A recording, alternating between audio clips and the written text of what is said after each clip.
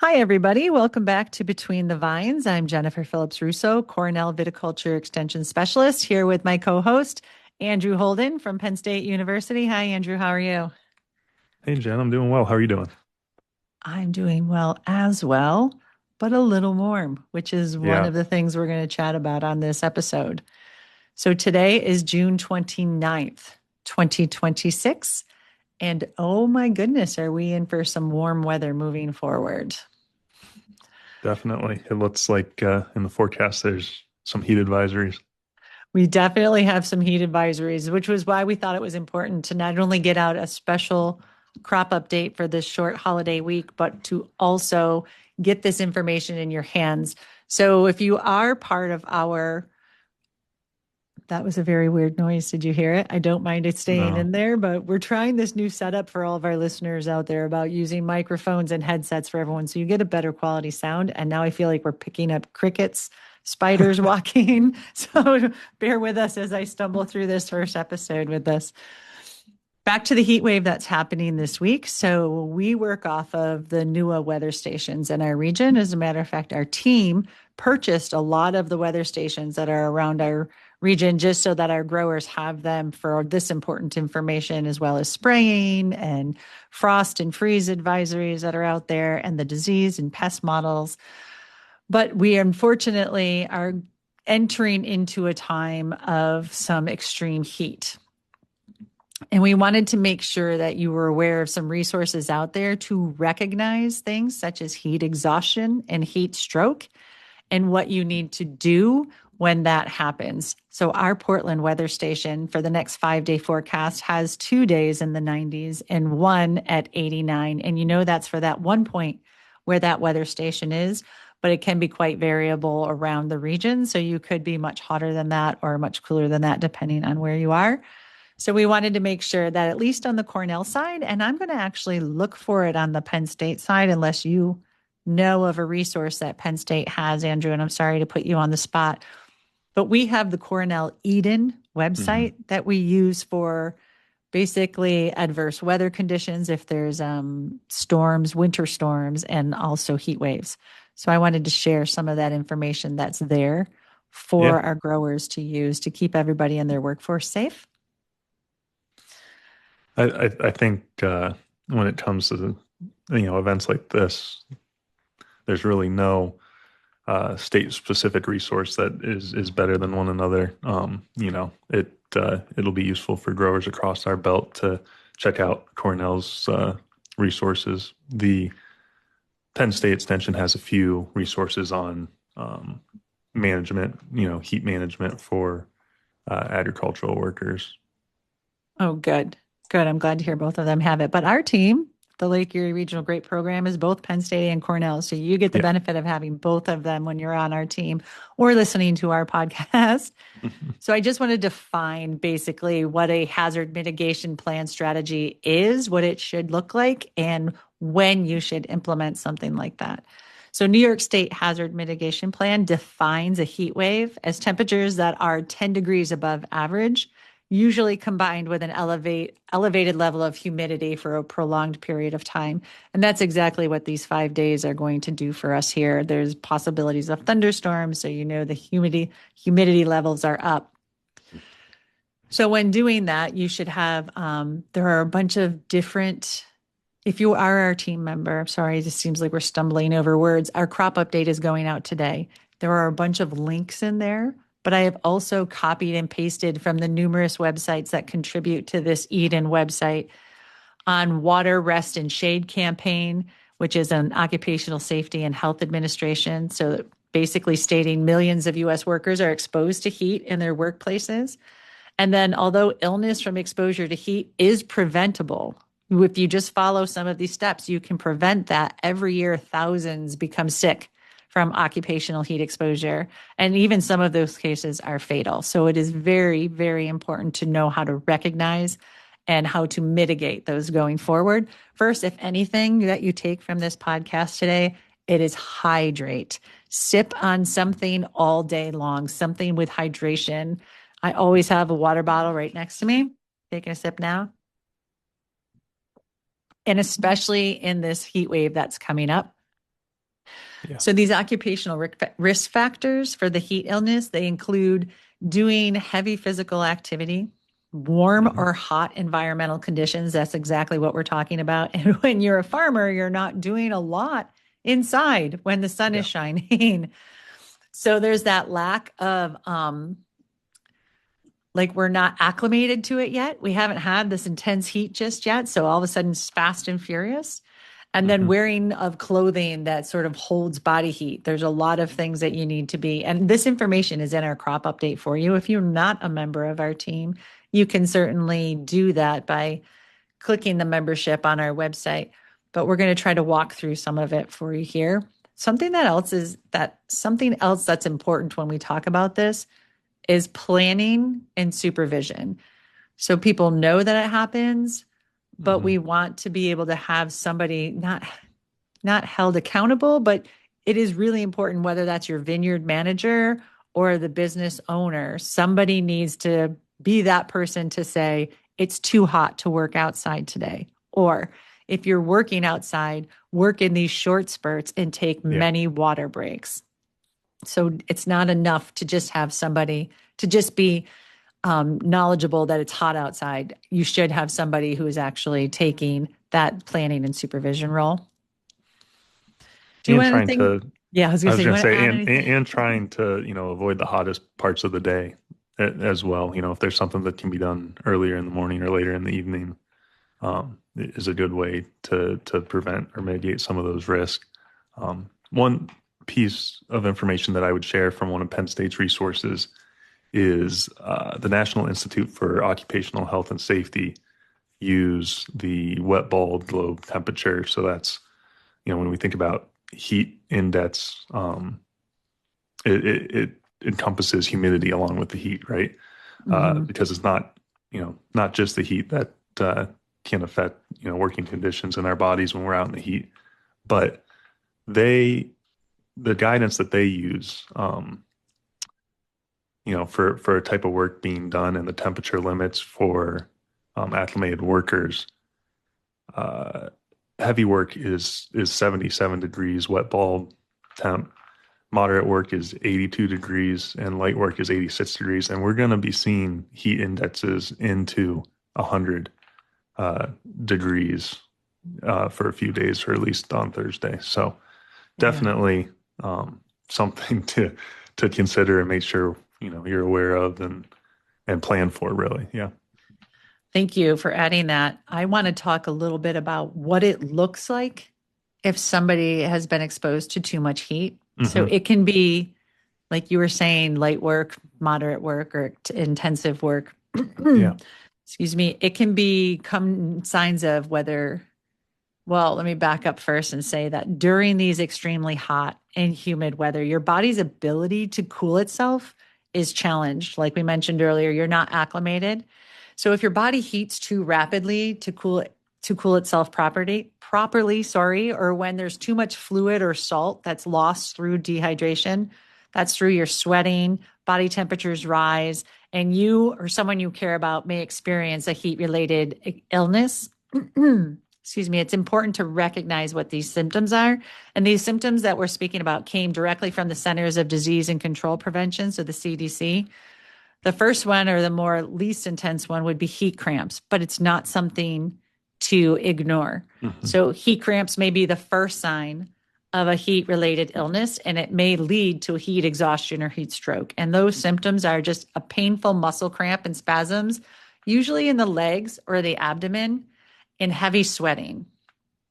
So the first aid that you do if you see that happening is you apply firm pressure on that cramping muscle or gently massage it to relieve that spasm, and give sips of water, not chugging of the water, but please give sips of water to that person unless they complain of nausea. If they complain of nausea, then you have to stop giving the water. You need to seek immediate medical attention if cramps last longer than 1 hour. So that is heat cramps. The next severity going up, and I have this in our crop update spelled out verbally. And then I also have some graphs that you could basically print out and hand to each one of your supervisors or your crews as they're going out. But for heat exhaustion is not heat stroke. So we're going to start with heat cramps. That would be the way that it starts. Then you go into heat exhaustion, and the symptoms of heat exhaustion are heavy sweating, weaknesses or tiredness. You have a cool, pale, clammy skin, and fast or weak pulse. So the muscle cramps, dizziness, nausea or vomiting, headache, and fainting. And I know this sounds extreme, but we have seen this happen and we've seen it come on quickly out in the field. And your first aid move for that is move that person to a cooler environment, preferably something that's air conditioned, or get them into a vehicle that has air conditioning. You want to loosen the clothing and apply cool or wet cloths if you have them. And most of you should have a water container that you can put against the vent of the air conditioning that's coming out, or have that person sit in a cool bath if that's available, and offer sips of water that, again, seek immediate medical attention if that person vomits or those symptoms worsen or last longer than 1 hour.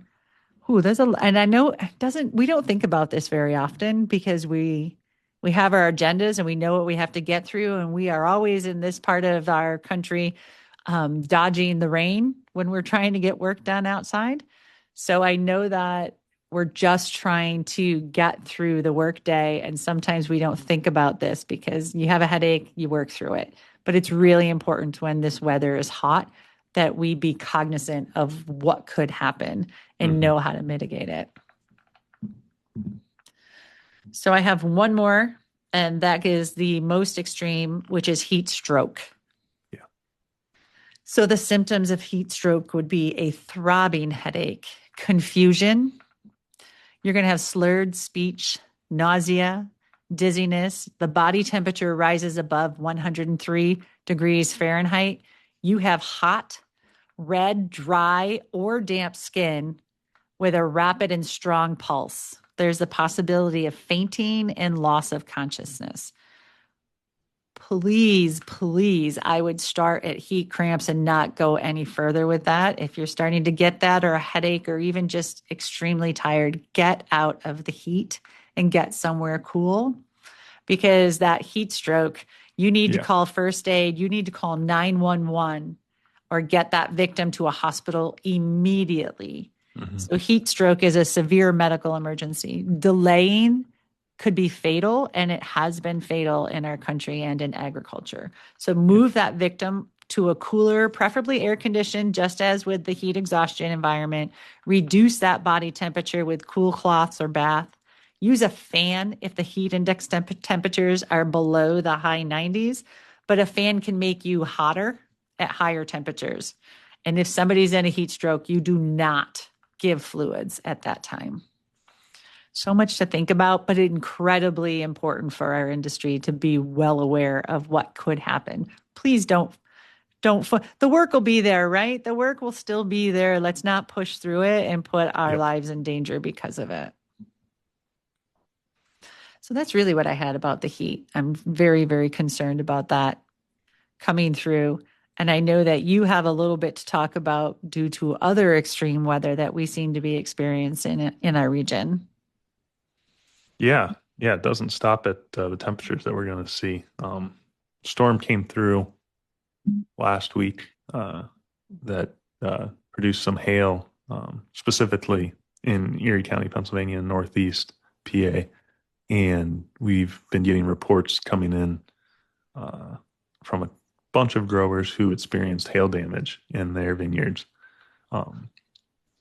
Megan Luke, our viticulturalist on the team for Penn State, fielded calls all day on Friday and talked with a lot of growers about the damage that they saw and what to do and how to try and lessen the impact from that hail. It caused some serious damage. We saw some photos, a lot of leaves getting ripped off, a lot of the berries on the vines actually becoming damaged. And hopefully we can see some recovery. It's my understanding that one thing you can do, and Jen, correct me if I'm wrong, is do some uh, post damage uh, fungicide sprays afterwards to help limit some of that um, disease getting into those damaged vines and grapes. Yeah, so yes. Okay. However, a lot of those grapes that are damaged right now because we're at like the pea side range of them will abort off of the Okay. cluster. Yeah. So if it was, I would absolutely 100% agree with that if we were at Verizon and that A happened little and we later in had the season. juiciness there, Okay. but they're dry right now. Yeah. And definitely get out though and take a look at what you Yeah. have, which leads into our next conversation. But we'll talk about that in a minute. Is there going to be an effort about putting together maybe a survey? Is there a need? How big was the swath? Do we need to get Yeah. PDA involved or and go So ahead. so FSA has been notified Okay. in Erie County, and they are working now to get a disaster declaration in place. Um, there should be more than enough evidence to do that. Mhm. If if you're a grower who was affected, definitely reach out to our team or Megan on our team or the FSA office in Erie to let them know that you were affected. Take photos and share that information so that we have a better idea of who was affected in the region. Um, and then on top of that, if you do have crop insurance, hopefully you are in contact with your insurance agent and they're able to come out and do an adjustment, take a look at the damage so that when it comes to harvest time, uh, if your yield was affected significantly enough to trigger a insurance claim, you can make the claim and not have any issues. So Okay, thank definitely, you for yeah, if you're in Northeast, my understanding is, it was started up by Harbor Creek and kind of came down at a angle south east and a pretty wide swath west of Northeast got impacted. and unfortunately some of those we just deal with everything in our region in this cool Yeah, climate viticulture, don't we? So when that hail goes through, and I know our friends in Texas are quite aware of this as well, those leaves get shredded, as do the clusters that are on the yeah, side that the weather is traveling. So essentially, they're not going to be able to perform as well as if they were whole, uninjured leaves for the hmm, photosynthesis. And then obviously your clusters, you're going to have berry abortion at this time and just clear damage. And what that means to what you're bringing in into your operation is something that you definitely need to get out and scout for. And you could use the MyEV tool to map it out for if you have crop insurance, or even just so that you can communicate to whomever your processor is, heavy damaged areas. I don't want to go into the very next topic because it does segue very well, but I want to make sure that yeah. you've covered what you need to say. Yeah, I think that's the main takeaways are if you haven't already, contact the FSA office, let us know, and document the damage that happened, and then continue the scout, like Jen said. Um, you know, it's really important when those grapes are vulnerable to scout to make sure there's no additional issues that come from this, and they can recover as quickly as possible. Exactly. And it's going to affect this is where the drum roll needs to come in. Can I do it? Hopefully you can hear that. I'm trying. This is where we start talking about crop estimation. So Yeah. I don't want it to sneak up on you. Hmm. Hopefully you have all recorded what your bloom date was, especially if you're in the Concord industry. All the research that Dr. Terry Bates has done with the Concord berry curve. We are quite confident that 30 days after bloom, your Concord berries are half of their final berry weight at that time, which makes crop estimation a really good time to do it with math if you can do it close to 30 days after bloom. excuse me, Yeah. crop estimation is really important. I know that there are many of you out there rolling your eyes at me, but you know all of your processors require a crop estimation, especially times during our industry that we are in right now, business wise. And I can let Andrew jump in at this point if he wants to add anything about the, there's the surplus and there's allocation and then there are Yeah. dropped contracts. So knowing what crop is out there and what we can do is important. Yeah. Yeah. You don't want to end up having to drop more grapes than you can deliver. And, we talked about it last year, but it doesn't seem like we're going to have the same weather patterns as we did last year necessarily. I hate to even say that. I don't want to speak too soon. I know it's been a crazy spring so far and coming in the summer, but yeah, the more data you can have, the better, so that you can put yourself in the best position at harvest time. Agreed. And I'm not trying to be an alarmist, but you just said, yeah, we're not setting up with the same weather patterns. We started our drought at the end of June last year, and it was June 29th, and we're Yeah. having a hot week. I'm like, Yep. please don't do this again. Please let us be okay. But there Yeah. is the chance of thunderstorms also in the forecast. So hopefully we are not in the same weather pattern as last year. But that crop estimation does start 30 days post bloom. And here at Clairol in 2026, we called bloom on June 9th. Hmm. Man, I'm So looking at what would that make? it's around July 9th is when you should be doing Yeah. your crop estimation. So that's coming up and there's a holiday in there. And I know that Yep. some of our growers are also rolling their eyes at the fact that I assume they get to do a holiday. I know work doesn't stop. And I know everybody says that their first berry moth spray happens right around the 4th of July every Yeah. year. So people are going to be out working, hence the reason why this heat exhaustion, heat cramps, and heat stroke to be on the lookout for, because I know you're trying to push through at this time of year. I just ask you, Hmm. please be cognizant of all of that. Back to the crop estimation side of things, it is in our crop update. It is also on our website, lergp.com, on how to do it mechanically with a harvester, or also how to do it if you're going to hand pick some vines and figure out what your crop estimation is. We had a very good program on that last year about doing crop estimation and thinning. And then we had the drought and nobody needed to thin because the berries didn't size up. Again, if we could predict the weather, we would be very rich. Yeah, that's the big factor that can change things for sure.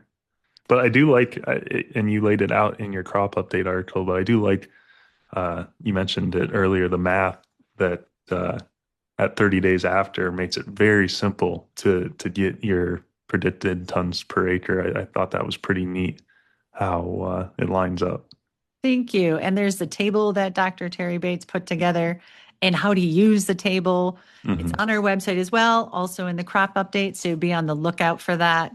That's going out hopefully by this afternoon. So just FYI, our office, and I sometimes feel really bad about saying this because I know that our growers don't stop.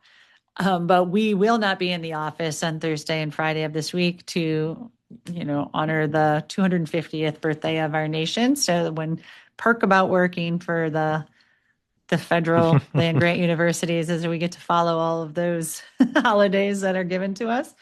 Yeah. So we are putting that crop update out today on Monday so that you have it. And if you are one of our mail subscribers, you will be getting your mailed version as well. So look for that. Should we talk about the calculation for crop estimation for maybe those that aren't familiar or Absolutely. But it's also a reason for you to be a member of our team and get all of yeah. that information that's out there. Yeah, for sure. So basically, collecting a little bit of information from your vineyard during the growing season can greatly improve your prediction of final yields with better accuracy and then just going by and eyeballing it. And I Hmm. know many of you have done that. Many of you invited me to your operations, lifted up that canopy and said, "What do you think? Let's And measure that." some growers are pretty good with all their years growing, but uh, it's hard to beat you Oh, know, no, I agree. But, Terry and I have talked about that scientific as methods, well. right? Right. We've talked about having competitions of not just with crop estimation, but also with pruning weights Oh of yeah. having people eyeball it and give their estimate and then Hmm. actually doing it to see how close they were. We've talked about that for years. I'm not sure if that we should actually do it because I don't want to be like, Yeah. did you see how wrong you were? Or they could look at me and say, yeah, right. See how right I Yeah. was. Yeah. But I'm going to give you basically, I'm going to use some numbers that we have online so that you know what you're walking through. You need to know your bloom date. Hmm. You need to know your space between the vines. See what I did there? But you need to know your vine spacing. You need Yep. to know the space between the rows, so your row spacing. And then you need to calculate how many vines equate to 1/100th Yeah. of an acre with that information. So, for example, if you had row and vine spacing 9 feet between your rows, the table then provides that 100th of an acre calculation is 48.4 feet. Hmm. So, basically, how many vines are in 48.4 feet if the vines are spaced 8 feet apart? So then you take your 48.4. I'm so sorry that you're listening to math, but it's really spelled out for you on our website and in our crop Yeah. It update. makes it easy. So your rows, your between rows that gave us 48.4 feet of 1/100th of an acre. And now you know your spacing between your vines. So you can take that 48.4 and divide it by your spacing between your vines, which gives you 6.05, or roughly you're going to round down to 6 vines Yeah. in that. So you're going to, this is when we talk about MyEV and using your sensors and knowing the variation in your vineyard, because if you just do Hmm. this in one area where all of your vines are small, Hmm. because maybe there's a lot of renewals there, then your estimate is going to be off. So you really want to grab samples that capture that vineyard variation. So if you want to clean pick fruit from 1/100th of an acre. So if you're doing it by hand, you're going to clean pick 6 vines if that is your spacing, 9 feet between rows, 8 feet between vines.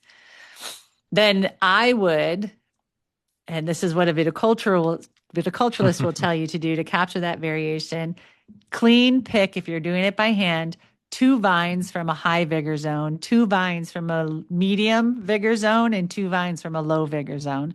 Hmm. Then that can help you get your crop estimation. Once you have that total weight in pounds of fruit collected, you're going to weigh each of those samples. Be sure to subtract the weight of the bucket or the bin that you're using from that total weight. And then you're going to sum all of those 6 samples up to get that total weight, and then consult the table from the corresponding crop estimation guide that we give you. It's also online, lergp.com, under cultural practices. Scroll down to crop estimation.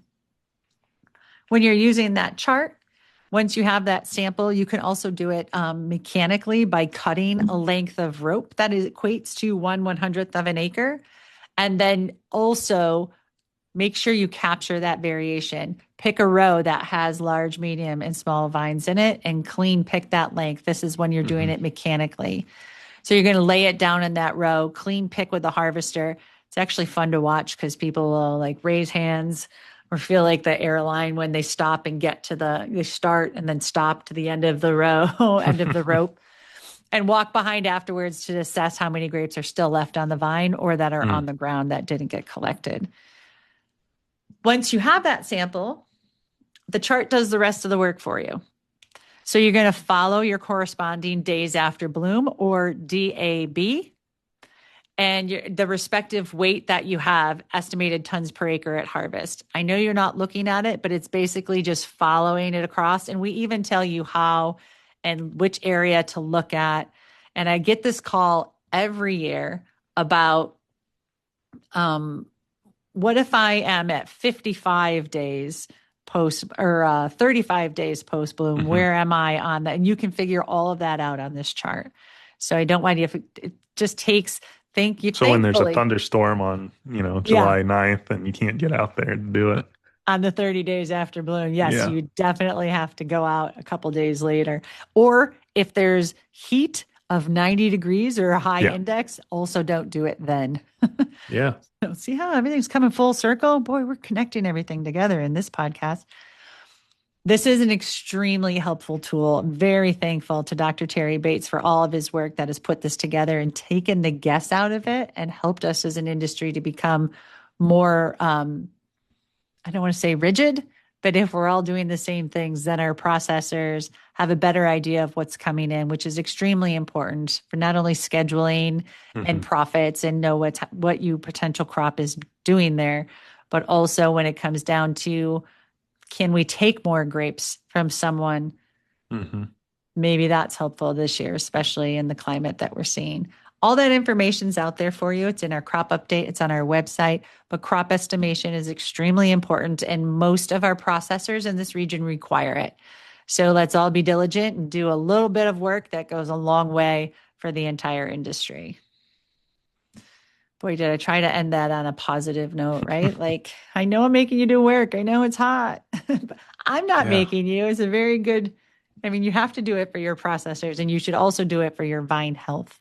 Yeah. It, it's not And just, it's another excuse to get out in the vineyard and do some scouting mid-season and see how things are growing.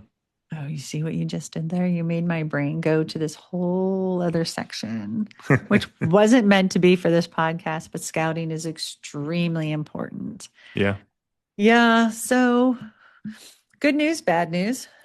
Good news is we have been training you on how to identify spotted lanternfly for over 10 years from the Lake Erie Regional Grape Program.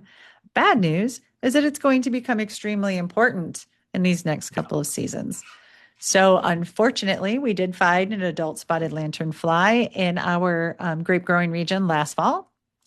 We did not find any more adults that year. However, we did find egg masses this year in Erie, the city of Erie and Erie, Pennsylvania, the county of Erie, the city of Erie and the county of Erie.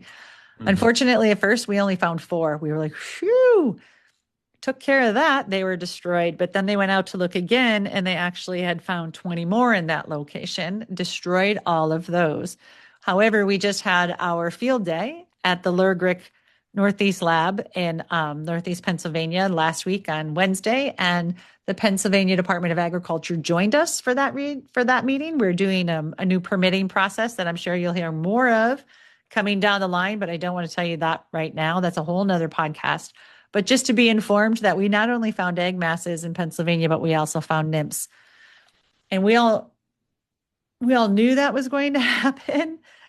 The odds of us finding every egg mass and destroying it, even when we're trying, is not very. Not I wouldn't take those odds. Yeah. So yes, we did find some nymphs, which means it is here. And I just need you to be diligent out there with your scouting. And we have resources for you on our website, lergp.com. There is a resources tab, and that spotted lanternfly pocket guide is out there. It tells you when to scout, how to scout, what to do if you find it for management. Download that. It's free to download. Download that and give it to all of your vineyard employees who have boots on the ground, know how to recognize it and how to report it. Because unfortunately, it's going to become our reality sooner than we wanted to. We wanted to keep talking about it for the next 10 years and not having to do anything about it. But I think that wish train has left, unfortunately. Yeah. Yeah. It definitely getting closer. So keep an eye out and let us know if you see anything. Right. Yeah, absolutely. And just for a little more clarification, it actually happened where they found most of the egg masses in Pennsylvania were around rail. We've Yeah. been talking about that for a long time. Same with the population in Buffalo, New York. It's around rail. And a lot of the railroads cut directly through the middle of our vineyards. So just be Yep. diligent, be on the lookout. If you do happen to find it or you think you found it, at the very minimum, get a photo of it because these Yeah. buggers are hard to catch. We tell Yep. you catch it, kill it, but they are really hard to catch when they're hopping long distances and Yeah. And flying this time off. of year when they're really small. Yes, yes, that's true. So if you can get a photo of it and at least reach out to any member of the Lake Erie Regional Grape program, and we can help you get that reported. And we will even probably rush out there to do a grid search as well. So that's how important it is to us to help keep us in front of this bug and able to mitigate numbers that can be manageable instead of getting caught off guard and being reactive. So yeah, that's a lot. I don't even know what else I want to throw at everybody because they're like, can you Yeah. just stop? That's enough. I get Heat, it. yeah, heat waves, hail, and Crop plagues of estimation, bugs. pests. Yeah. So I think we've It's covered always fun. everything. It's always fun. Go into grape growing, they said. It'll be Yeah. fantastic, they said. I actually do really, really enjoy our industry. And all of the things that we do here at LERGP is like to support you. So if there's something that you feel that you need support on, if it is something we can help with, please reach out. If you are watching this on YouTube as a video blog, leave comments below. If you are listening to it on whatever streaming service you use, please feel free to send an email. All of our contact information can be found online, lergp.com. We are always looking for content. We've got a special guest speaker who's going to be joining us within the next couple of weeks to talk about basically the high-res nutrition and their portion of the research that came from that SERI grant from the federal government that we just had a symposium on at the American Society of Enology and Viticulture National conference that was in Boise, Idaho last week. And just thought we'd give a recap of some of the stuff that maybe was missed. So look forward to that. And we'll definitely push out when that happens so you can, for your listening pleasure. Anything you want to add before we sign off for the holiday week? I don't think so. Just yeah, keep an eye on the heat when you're working this week, and we'll come out with another podcast here shortly. Yeah, thank you, everybody. And then we hope you have a fantastic holiday weekend. This is Between the Vines, and we'll see you next time.